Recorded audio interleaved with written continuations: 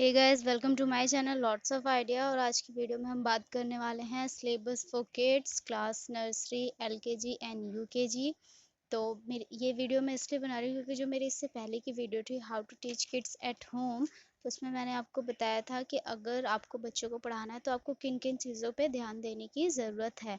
But वहाँ पे हम सिलेबस डिस्कस नहीं कर पाए थे, तो इसलिए आज की वीडियो में मैं आपके साथ class nursery LKG and UKG का सिलेबस डिस्कस करने वाली हूँ। तो बिना देर किए चलिए स्टार्ट करते हैं वीडियो। आप देख सकते हैं यहाँ लिखा है सिलेबस नर्सरी। अगर नर्सरी क्लास के सिलेबस की और सब्जेक्ट की बात करें तो वहाँ पे होते हैं 3 subject, Hindi, English and math. Okay. तो नर्सरी में बच्चे जनरली 3 to 4 इयर्स के होते हैं, तो उन्हें अभी कुछ भी लिखना पढ़ना कुछ नहीं आता है, तो हमें उनको स्टार्ट लाइंस एंड कर्व्स से शुरू करवाना चाहिए। अब लाइंस एंड कर्व्स कौन कौन सी lines? Standing line, sleeping line, right slanting line और लेफ्ट स्लैंटिंग लाइन। ओके। तो और कर्व्स तो up curve, down curves, right curves and left curves. Okay. अब अब सोचने वाली बात यह है कि हम उनको लाइन और कर्व्स पहले क्यों सिखाएं। क्योंकि देखेंगे आप तो एज्यूम करेंगे कि जितने भी ये लेटर्स बनते हैं वो सारी इन लाइंस और कर्व्स की हेल्प से ही बनते हैं। ओके। फॉर एग्जांपल, अगर मुझे क कबूतर बनाना है तो मैं सबसे पहले स्टैंडिंग लाइन यूज़ करूँगी, फिर मैं कर्व यूज़ करूँगी, फिर मैं एक कर्व और यूज़ करूँगी, डाउन कर्व। ओके। और फिर एक लास्ट में स्लिपिंग लाइन। तो ये बन गया हमारा क। तो इसी तरीके से जितने भी लेटर्स होते हैं वो सब इन्हीं की हेल्प से होते हैं। फर्स्ट एडवांटेज तो ये होता है हमें बच्चों को स्टैंडिंग लाइन और लाइंस एंड कर्व्स सिखाने का। सेकेंड थिंग, अगर हम बच्चों को लाइंस और एंड कर्व से स्टार्ट कराते हैं तो उनका जो पेंसिल पे सपोर्ट है, जो बैलेंस है उनका लेटर्स को लिखने का, वो बन जाता है। तो इसलिए सबसे पहले हमें लाइंस एंड कर्व से स्टार्ट कराना चाहिए। उसके बाद जो सेकंड टेक्निक होती है बच्चों को लिखना सिखाने की, वो होती है कि आप उन्हें कोई लेटर्स बनाकर दे दीजिए और आप उन्हें बोलिए कि वो उनके ऊपर पेंसिल से ड्रॉ करें, मीन्स पेंसिल का यूज़ करें, लाइक दिस।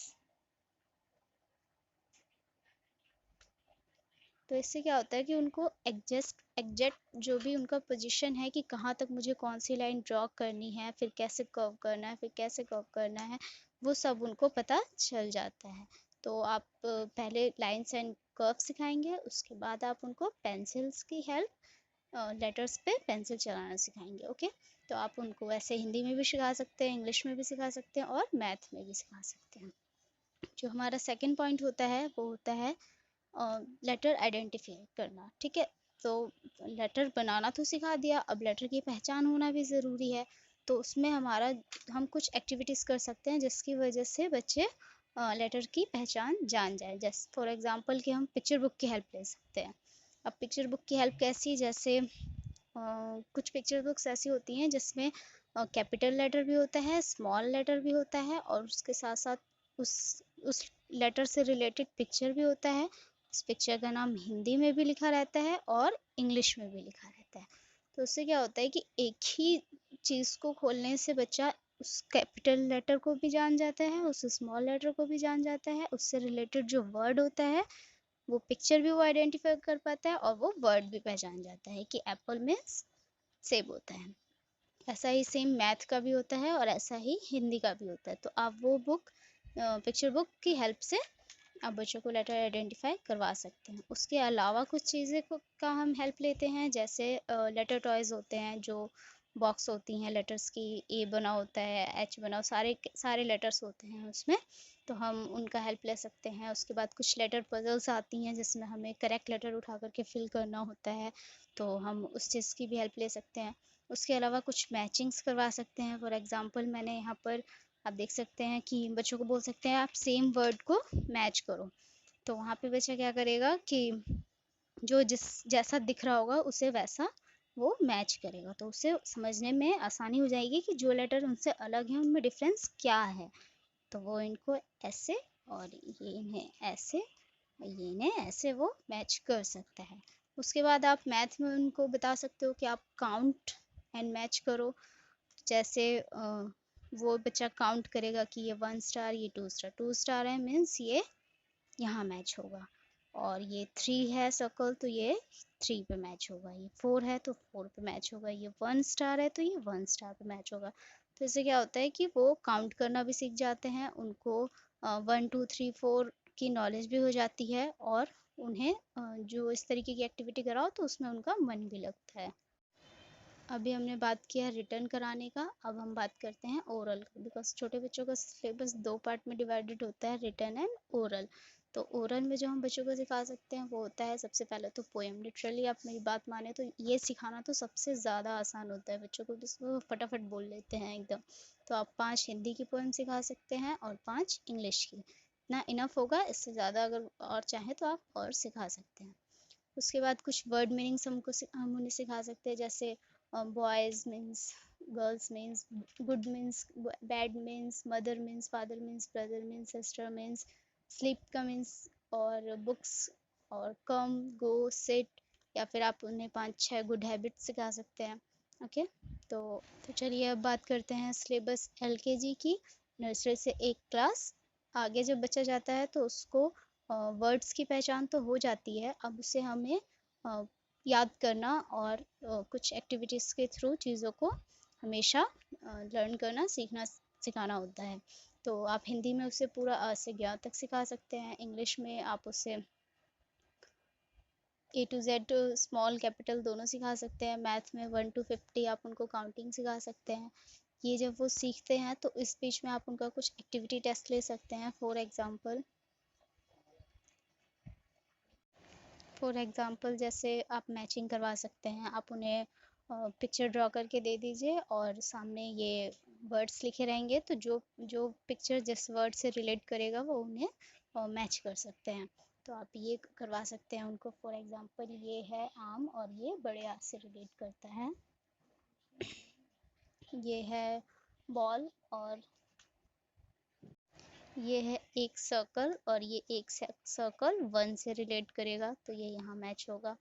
उसके बाद ये है ग्रेप्स, तो ये जी से रिलेट करेगा तो ये यहाँ मैच होगा। ये है एप्पल और ये ए से रिलेट करेगा तो ये यहाँ मैच होगा। तो इस तरीके से आप उन्हें करके बता सकते हैं, सिखा सकते हैं।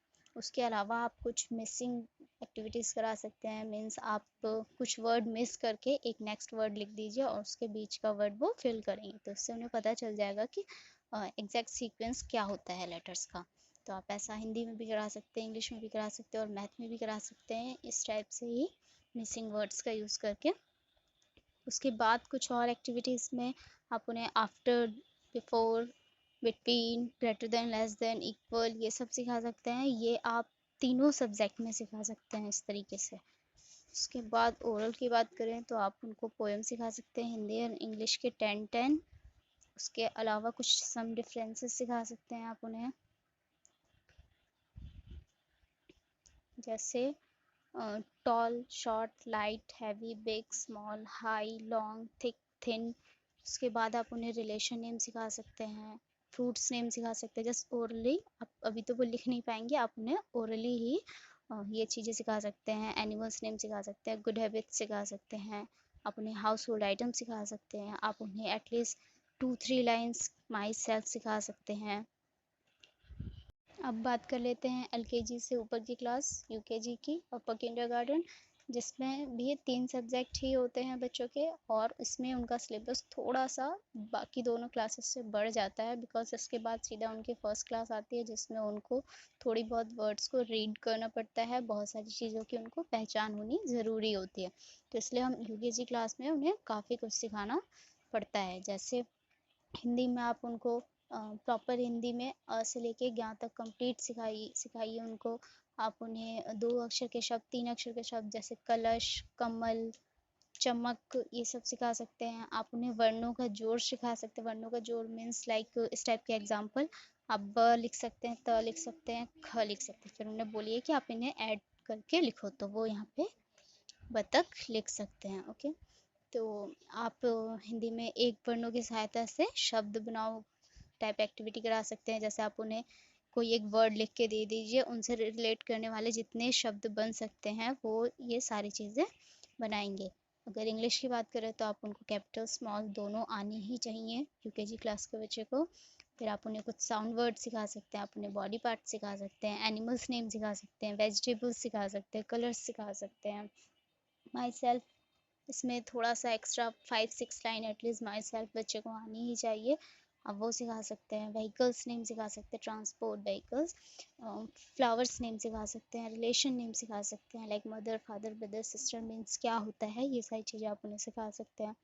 उसके अलावा आप मैथ में उनको 1 to 100 और 100 to 1 counting and back counting आप दोनों सिखा सकते हैं। Greater than less than equal भी आप उन्हें एटलीस्ट 2 का टेबल आता है अगर तो आप 3 का भी 4 का भी सिखा सकते हैं, बट एटलीस्ट 2-3 का टेबल आप उन्हें सिखा सकते हैं। आप उनको नंबर नेम सिखा सकते हैं 1 to 20। 1 to 20 ठीक है, उससे ज़्यादा आता है बच्चे को तो आप करवाइए, बट 1 to 20 नंबर नेम सिखा सकते हैं। आप उन्हें शेप नेम सिखा सकते हैं। उसके बाद पोएम एज यूजल आप at least 10 poem Hindi and English के उनको सिखा दीजिए। फिर एक्टिविटी की बात करें तो अब जैसे बच्चा यहाँ पे साउंड वर्ड और बॉडी पार्ट्स और वेजिटेबल्स वगैरह सारी चीज़ें याद करता है, तो वहाँ पर उसको कुछ स्पेलिंग याद होता है, तो वो उस स्पेलिंग को टेस्ट करने के लिए आप यहाँ पे मिसिंग वर्ड्स मिसिंग लेटर्स का यूज़ कर सकते हैं। आप यहाँ पे ए लिख दीजिए, 2 डॉट कर दीजिए, एल लिख दीजिए, तो यहाँ पे उन्हें बोलिए कि ये क्या वर्ड बनेगा, तो वो यहाँ डबल पी फिल करके इसको कंप्लीट एप्पल कर सकते हैं। यहाँ पे आप पूछिए कि ये क्या वर्ड बन सकता है, तो वो उनको बोलिए कि यहाँ पे ओ फिल करके वो डॉग कंप्लीट कर सकते हैं। यहाँ ई फिल होगा तो ये एग बन जाएगा, यहाँ ओ फिल होगा तो ये बॉय बन जाएगा। तो इस तरीके की एक्टिविटीज़ करा करके भी आप उन्हें ये सारी चीज़ें सिखा सकते हैं। आई होप कि ये वीडियो आपके लिए यूज़फुल रही होगी। अगर हाँ तो आप मेरे चैनल को सब्सक्राइब करना, लाइक करना, शेयर करना बिल्कुल ना भूलें। Thanks for watching.